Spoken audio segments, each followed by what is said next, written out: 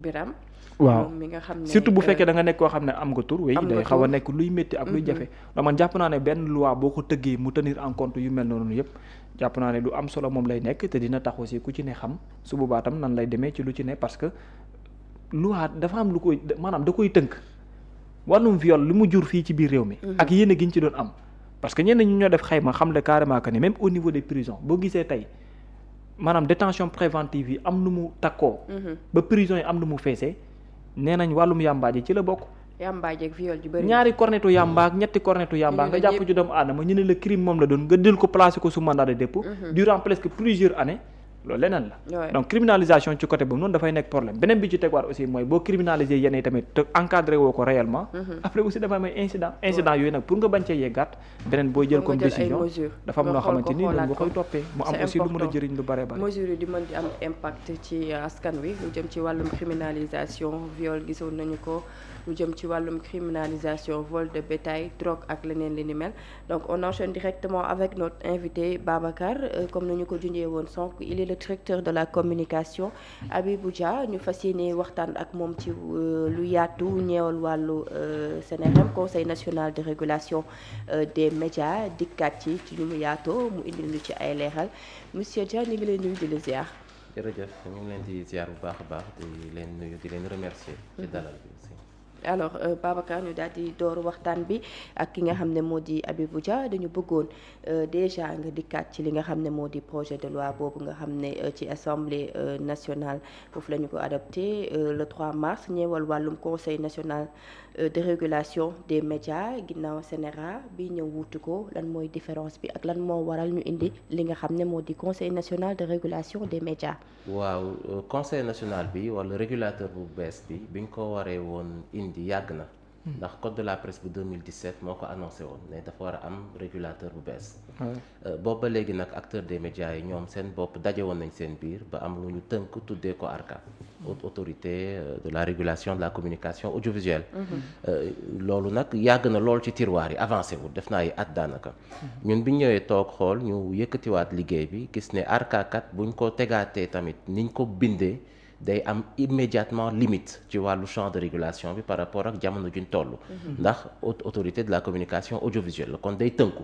mu doon loo xam ne xëy na bu juddoo woon li koy wuuteeg CNRA du bëri te gis ngeen ne tey jii nii coow li gën a bëri ci wàllu dérive ci médias alternatifs yi réseaux sociaux yi même ñi koy def sax yenn saay du ñu ay taskatu xibaar ay créateurs de contenu la ñuy doon. waxutuma waxu web TV yi nga xamante ni dafa nekk ay médias forme alternative yu bees ñu war ko sóoraale ci sunu législation te amul lenn loo xam ne encadré na ko wala may na leen ñu formalisé wu. ñu ne nag bu fekkente ni dañu bëgg a liggéey boo xam ne day may Sénégal ak acteur des médias yi ak sénégalais yi ñu am régulateur boo xam ne dina mën a sàmm ak yelleefu taskatu xibaar yi ciy liggéey. sàmmanteeg liberté d'expression liberté de la presse waaye tamit indi kaaraange ci protection utilisateur réseaux sociaux yi protection ñi di exposé wu à certaines informations ak ñi nga xamante ni xëy na dinañ leen teg ay baat yu ñaaw wala am ay dérives il faut que régulateur bi ëmb loolu yëpp. looloo waral ñu ne conseil national de régulation des médias te balaa ñu koy finaliser travaux yi mu ngi tàmbali le 24 janvier président conseil national de régulation audiovisuelle Mamadou Oumar Ndiaye ak ministre daal di koy tijji en présence de l'ensemble des organisations faîtières loolu dama siy insister. amul kenn ku manqué muy CDEPS muy SYNPICS. mais ñoom génne nañ ay bataaxal di wax ne que boolew ñu leen ci mbir yi. waaw CDEPS moom du ma ci wax lu bëri wax naa ci ba pare soit dañu am des problèmes de fonctionnement maanaam ñoom li ñuy liggéey yu sérieux wala soit maanaam seen xol setul ci liggéey bi ndax gis ngeen ne démb le soleil am na intervention bu na Manel Fall. Bouna Manel Fall mooy le représentant boo xam ne CDEPS Mahmoud Ibra Kane moo signé lettre ne kii moo ñu représenté amul benn comité technique bu mu manqué. SYNPICS démb woo naa Moustapha Cissé ndax je considère que koo xam ne dama ko jox cër lu bëri la. woo naa ko ne ko man comprendre ma seen communiqué bi ndax SYNPICS manqué wul ci concertation yi ñu jot a amal yépp ba ci ouverture travaux yi sur la loi man ne ko nag xëy na. changement bi am à la tête du SYNPICS l'année dernière parce que Bamba Kassé moo nekkoon à la tête du SYNPICS jusqu'à une date il y a quelques mois. ma ne ko xëy na loolu la te loolu itam lu muy firnde rek mooy manquement yi am ci wàllu organisation faîtière yi par rapport ak leur capacité d'organisation par rapport xëy na itam à leur capacité ou à la transmission de la mémoire institutionnelle. mu doon loo xam ne wax dëgg yàlla boo leen gisee communiqué yu mel noonu Sénégalais di ko gis day indi ay doute maanaam des doutes sur le caractère inclusif. alors que dañu ne inclusivité. oui je veux dire yéen sax ay taskati xibaar ngeen je veux dire boo leen toogee ngeen analyser daaw nombre de rencontres yi ñu amal ngeen lim ko sur la loi sur le régulateur. sur la loi sur le code de la publicité, sur les concertations qui se sont tenues à Dakar à l'hôtel Noum nga xam ne concertation bi mu amee waxuma la waxi acteur kese mais dañu jël ñaari textes yi yëpp exposé ko participants yi presque 800 participants loolu inclusif na wala inclusif donc moo tax ma ne ñenn ñi bon man je suis même ba léegi damay jaaxle quand les gens reprennent leur communiqué parce que la crédibilité même de leur prise de position dafa xaw a voilà. alors yaa ngi wax sànq ne waa SYNPICS génne nañ communiqué. ñaawlu ne associé wu leen ñu ñaawlu ko bu baax beneen texte bi beneen partie bi dinañ ci ñëw yow nga ne am nga koo jokkal ci ñoom. Moustapha Cissé le secrétaire lan la général explication. dama ko laaj mais sa communiqué bi fan nga ko teg quoi alors que yow sa jëmmi bopp tu as participé à plusieurs réunions. mu ne la. Bon, je sais, mënuma si ñëwaat lépp dans les détails mais je pense que c'est une erreur de bonne foi te moom nee na bu defaatee sorti xëy dina ko corriger ma ne ko première rencontre bi sax c'était pas lui encore le secrétaire général c'était Bamba Kassé moo représenté SYNPICS au building. moo fa ñëwoon donc et lépp lu ñuy def ñun day am feuille de présence day am traçabilité donc xëy na sax mën naa leen envoyer documents yi ngeen sukkandiku ci gis ne lii c'est des signatures de personnes qui ont participé à ces travaux. bi ñu jógee ci concertation yi ba exposer les projets de loi dañ delluwaat maison de la presse session de consolidation mu am 3 comités ci comité yooyu amoon na benn boo xam ne waxuma la waxi loi sur le régulateur CNRM kese mais dafa am ñetti sous-comité ci comité boobu pour anticiper sur la rédaction des cahiers des charges de la presse écrite de la presse en ligne des créateurs de contenu et des web TV kon nga gis ne vraiment je veux dire li ñuy def nëbbuñ ko ñëpp ko fekkee c'est documenté c'est dans les médias participants yi ba fa nekkoon donc moo tax ma ne soit ñenn ñi ils sont vraiment de très mauvaise foi soit ñeneen ñi y a des soucis de fonctionnement mais ça n'enlève en rien le respect que j'ai envers le SYNPICS et Moustapha Cissé. mais yamuñu ci boobu parce que SYNPICS nee na également aussi dafay dénoncer absence non seulement concertation bi mais nee na aussi manquement notamment chapitre bi nga xamante ni boo mu composé article 31 bu wàllum confrères yi ak assimilation prérogative yi juridictionnelle yi nga xam ne ni moo ko ëmb loolu aussi lan ngeen mën a jox comme explication par rapport ak parce que nee naa ko nit booy def sortie il faut kenn yoragul mu mouture définitive bi gis nga ko yow. déedéet kenn gisu ko parce que mu ngi assemblée. parce que dafa am ay amendement yi ci am. waaw yooyu bu ñu ko intégré si lay circuler man mi di wax ak yéen sax yoruma ko. mais man mi fa teewoon.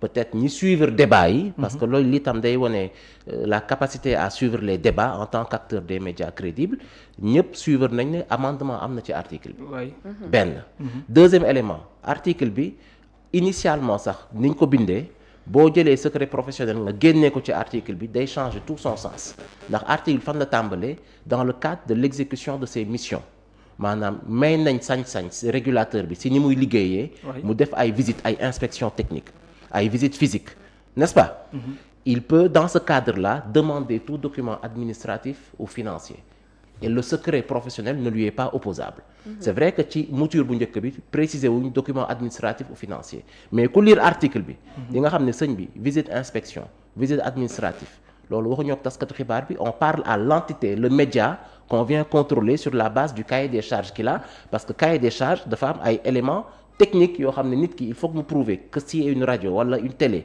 li mu yor ci wàllu studio ci espace ci infrastructure mais itam koo xam ne am na sañ-sañu daan la ci koppar amende pécuniaire kooku boo demee nga daan ko benn yoon ñaari mu ne la man awma xaalis bu ma fayee amoo sañ-sañu laaj ko sa état financier te bu ñu fàtte ni sax le bilan financier dafa nekk ci élément pièce obligatoire yu code de la presse laaj entreprise de presse yi après chaque année d'exercice kooku mënoo ko opposer le secret professionnel parce que loi moo ko may donc ñi doon wax ne wax ji yëpp dafa laal liberté wala secret professionnel dañu jël kàddu gi génnee ko ci contexte moo tax parce que ñu ci bëri certains professionnels yu nekk ci média bi yëpp loolu la ñu am di ci mais est-ce que régulation bi du laal li nga xam ne moo di il faut lire l'article dans son intégralité article fu mu tàmbalee moo tax ñu ne mbir doo ko jël génnee ko ci contexte am boo ko génnee ci contexte am rek dootul am sens mën nga ko solol tere yu tubéy wala mbubu bukk wala nga soloo sax grand mbubu muy dox di dem donc il faut rester ci contexte bi mais am na beneen inquiétude bu ñu souligné aussi te jàpp naa ñu bari aussi partagé nañ ko mooy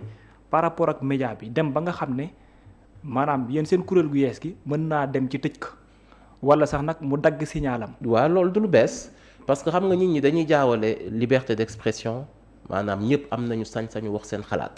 loolu kenn mënul ko dindil benn doomu aadama ci suñu réew. droit constitutionnel la droit inaliénable la liberté d'informer maanaam taskatu xibaar bi. moom itam en tant que taskatu xibaar kenn mënul ko dindil le fait que moom am na sañ-sañu joxe xibaar saa su ko neexee ak fu mu ko neexee sauf exception maanaam secret défense et cetera waaye li tënk média audiovisuel autorisation la. autorisation n'est-ce pas. audiovisuel autorisation ministère la. li koy indil base boo xam ne régulation. cahier des charges ak convention la. effectivement moo composé l'ensemble. waaw autorisation acte administratif la c'est un arrêté. l'arrêté peut se retirer. xam nga liberté d'expression amul arrêté kenn du la ñëw ne la sëñ bi yow accordé naa liberté d'expression bàyyi ba ma daaneel. xam nga droit à l'information yow journaliste jàng ba pare. est-ce que dañ la jox benn décision arrêté ne la di journaliste nga autorisé nañ la pour nga exercer. non parce que c'est un droit constitutionnel inaliénable. mais créer entreprise boo xam ne da nga ne yow da ngay joxe information loolu en réalité c'est un dérivé du service public dédié à l'état de l'information état moo ko moom. sous plusieurs entités aussi. sous plusieurs formes d'entités.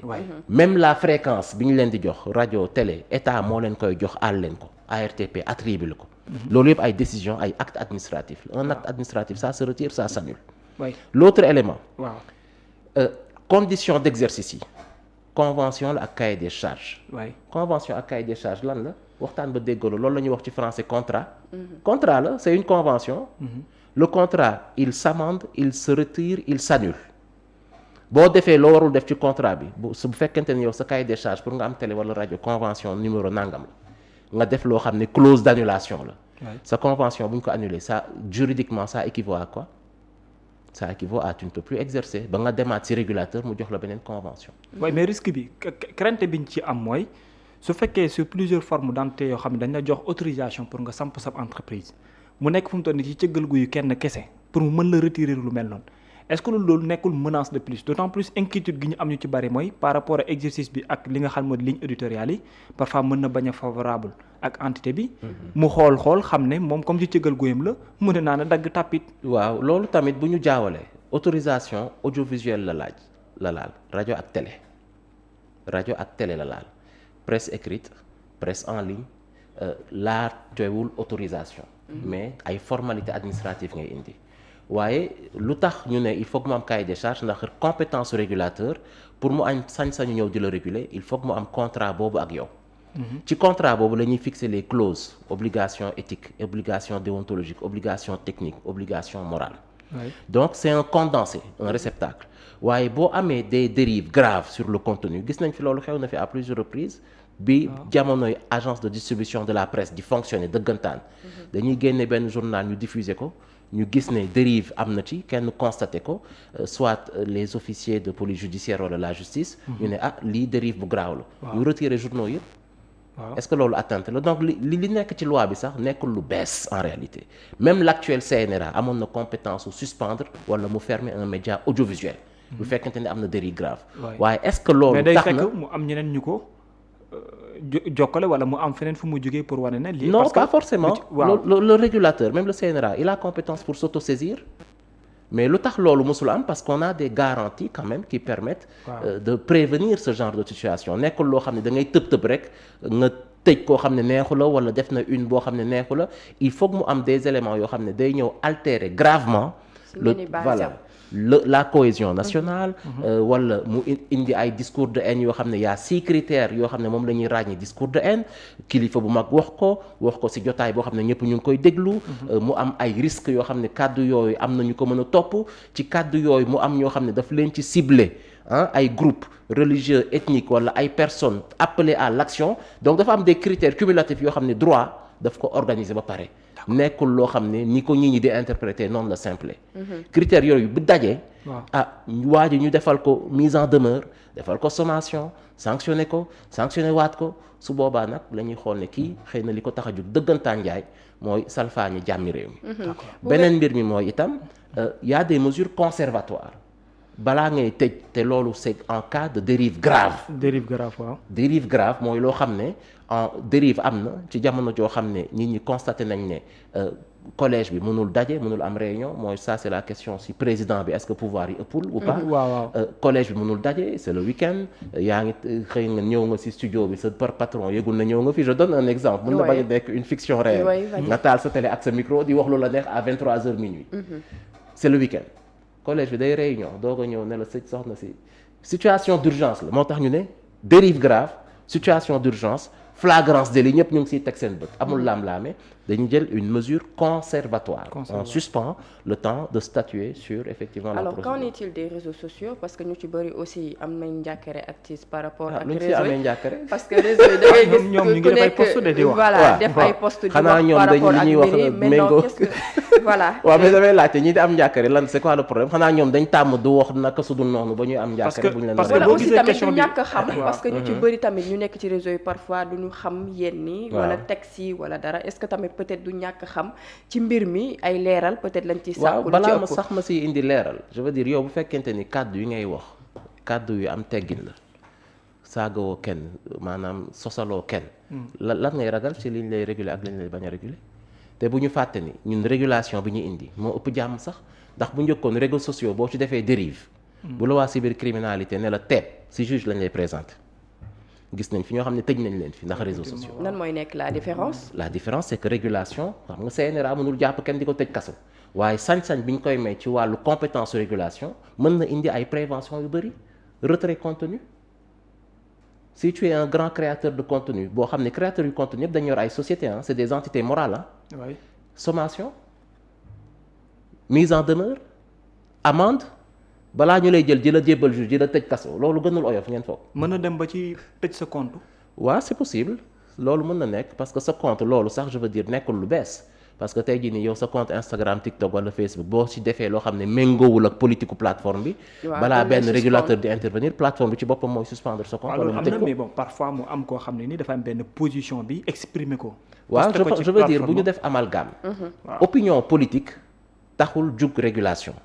régulation des médias pour contenu yi méngoog loi ak règlement la mënul indi régulation boo xam ne wala violation boo xam ne texte de loi au Sénégal prévoiru ko nga toog fi nga toog nii rek ne Habibou Dia kosam bi wax dëgg yàlla neexuma ànduma ak moom ci wàllu xalaat loolu kat je veux dire c'est ton droit le plus absolu mais nga toog ne Habibou Dia yàq ko lu mel ni xeme saaga ko attente indi ay propos attentatoires à sa moralité à sa dignité diffamer ko di ko defaat plateforme itam il faut ngeen xam ne y a des éléments yoo xam ne day ñëw yokku ci seeni politique de régulation parce que dañuy xool tamit charte réew yi ñuy diffuser yan conditions légales réglementaires la charte réew mu indi ak kan moo am sañ-sañu di leen ko appliquer loolu mooy disposition légale yi ñu jox compétence yi ñu jox le régulateur parce que dafa am benn député à l'Assemblée nationale bu souligné cas bu mel noonu muy l'honorable député Cheikh Bara Ndiaye ñu ngi koy nuyuwaale parce que nee na dañuy nemmeeku loi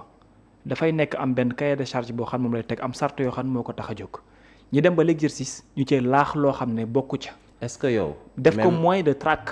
pour ñenn ñi waaw ma leeral foofu. way d'accord naa ci lu mu wax par rapport ak message de sensibilisation attention mais est-ce que mës nga gis histoire du Sénégal régulateur boo xam ne day traquer ay médias je veux dire loolu xëy na appréciation boo xam ne il faut que nit ñi am culture sur le rôle d'un régulateur des médias.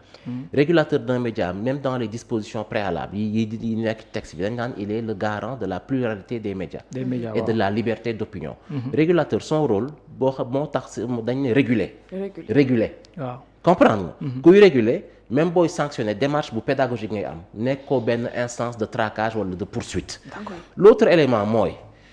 ñi ñuy recruter ci régulateur bi appel à candidature lañ leen di recruter. waaw personnel bi koy vous avez parlé de 12 au lieu 9 moo ne waaw on est passé de 9 à 12 pour lan ndax champ de compétence bi yokku na donc créateur de contenu il faut que ñu am représentant ci instance bi.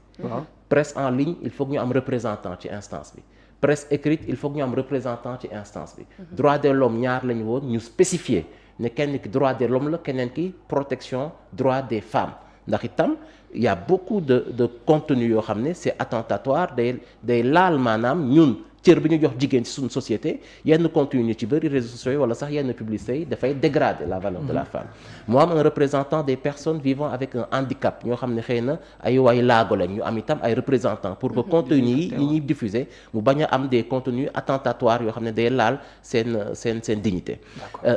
loolu itam la yëpp lu ko waral da ngay gis ne distinction bi dafa am entre ñi représenter des partis ay kuréel ak ay banqaas ci réew mi ak itam professionnels yi ndax gis nañ ci juriste expert en régulation des médias gis nañ ci économiste des médias gis ngeen ci expert en régulation des plateformes numériques des technologies d'information donc mu nekk instrument boo xam ne y a un équilibre benn ñaar ñi koy composer ay ñoo xam ne dañ leen di ràññee soit ci seen liggéey wala ñu ràññee leen ci seeni organisation ñett dañuy concourir def appel à candidature léegi ma laaj la nga foog ne xeetu ñi ñooñu Sénégal kàngam yooyu dinañ nangu ñu leen di këyitloo di leen manipuler di leen yóbbu gauche droite loolu kese dafa doon avancée bu majeure ci wàllu garantie d'indépendance et d'autonomie parce que les personnalités ay personnalités yu indépendantes lañ rax ci dolli dañuy am seen réputation ak seen crédibilité boo xam ne dañ koy bëgg a sàmmanteeg nan la ñuy opérer aussi ñoom nan la ñuy opérer ak tamit ci seen wàllum liggéey coopérer ak ñan nan la ñuy opérer maanaam nan la ñuy liggéey je veux dire ak tamit seen wàllum liggéey ak digganteeg état seen payoor seen taxawalin ak yooyu noonu waaw xam nga administration dañ ne autorité administrative donc administration la loolu tamit foog ma bamtuwaat ko autorité administrative du loo xam ne bokkul ci réew mi nekkul loo xam ne bokkul ci état la bokk mais dañ ko may autonomie dañ ko may liberté bu muy organiser woo di fonctionner et puis yenn saa yi man yenn question yi xëy na pour leeral la d'accord mais dama siy jaaxle parce que nekkul bi mooy guléet Sénégal di am autorité administrative indépendante on a l'observatoire des lieux de privation de liberté koo xam ne mooy saytu fi ñuy jàpp ñi di leen tëj kooku sax fan la logé woon ministère de la justice lañ ko logé woon. pourquoi bi mu am inquiétude ak ay questions yu bëri par rapport laaj naa leen ko mais question bii nii si wàllu lu tax mu am ancrage institutionnel daf ma jaaxal loolu ndax toutes les autorités administratives indépendantes dañoo jàppale que lii je veux dire mën naa la citer il y en a beaucoup ARTP fan lañ ko logé ARTP présidence la nekk conseil national des droits de l'homme am sa société bi fan la nekk présidence la nekk je veux dire toutes les autorités administratives indépendantes de ce pays sont à la présidence à quelques exceptions près donc pourquoi les gens doivent avoir peur ou s'étonner ou s'offusquer loolu dafa bokk ci loo xam ne ñiy yëkkati kàddu yi ñoom ngeen war a ngeen xoolaat kat moo yëkkati kàddu bi maanaam ida jaakum fasiqun bi naba'un fatabayyanu bu leen nit indilee xibaar xool leen xibaar bi ngeen xool ki indi xibaar bi loo bëgg a wax foofu non loo bëgg a wax non li ma bëgg a wax mooy ñi yëkkati kàddu bi ne présidence rattachement c'est qui ci ban communiqué nga ko gis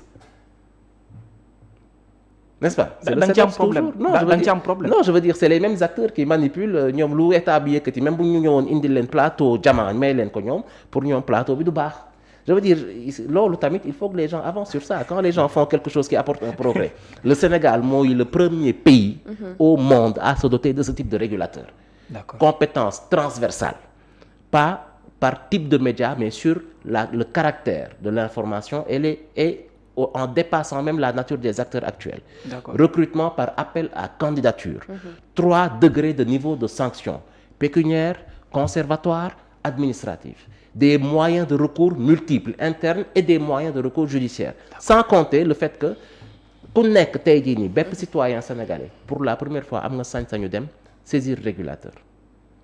bu njëkkoon dérive day am kan moo war a saisir nañ dañuy xaar régulateur autosaisiru du ñu xam sax de ku nekk ku la neex mën nga jël sa lettre nga dem nga yóbbu ko wala nga envoyé on a mis par écrit wala par courrier électronique. D'accord. Vous comprenez. am na ñoo xam ne man ay wàllu poursuite judiciaire police yooyu je veux dire bokkul ci sama éducation mais nag xëy na bu kenn amee atteinte par rapport à sa dignité dans un média mën nga saisir une autorité administrative indépendante gis nañ ñu bëri ils sont plus à l'aise dans ça ñu bëri sax dañ leen di tooñ waaye du ñu sawar a dem ci wàllu ci yoon parce que bëgguñu ko. donc ñooñu tamit ils ont leur moyen de recours et leur voie de saisine administrative. lu jëm ci wàllum c'est vrai mu ngi assemblée nationale promulgation bi mise en place bi installation bi fonctionnement bi et tout. fii ak ñaata diir ngeen ko app. bon loolu nag man moomuma ko quoi xam nga man en tant que technicien liggéey bi ma moomoon mooy organiser les acteurs des médias indi cadre de rédaction xool les clauses di am ay discussions. falaa ci yem je veux dire partie bi ci topp sax amatuma ci woon benn sañ-sañ ndax texte bi day génn ministère dem secrétariat général du gouvernement dem conseil des ministres cour suprême joxe avis delloo ko secrétariat pour intégrer les avis de la cour suprême yóbbu ko assemblée député yi jox ci seen xalaat ñu amandé ko moo tax ma ne la texte bi nii ba nii sax man yoruma ko. d'accord kon su boobaa su génnee day dellu secrétariat général mooy en charge de tous les textes législatifs et réglementaires moom moo yor bañ na ko ba moom moo yor journal officiel du Sénégal. ñoom ñooy initier la procédure de promulgation par le chef de l'État. d'accord donc amendement yaa ngi dugg ak yooyu peut-être ñu non amendement yi jàll na ba pare. question boo xam ne d'actualité la ñu bëri di ko laaj ci publication liste bénéficiaire bu fonds d'appui ak montant yeeg yooyu. c'est bientôt ñu ci bëri bëgg nañu xam nan ngeen ko doxalee. ak comme mbir yi nu mu demee ñan. waaw loolu nekkul sax question c'est li may wax c'est une non question parce que dafa doon loo xam ne dañ koy def. dañ koy def mbir je veux dire non je veux yéexul parce que y a deux choses yoo xam ne il faut que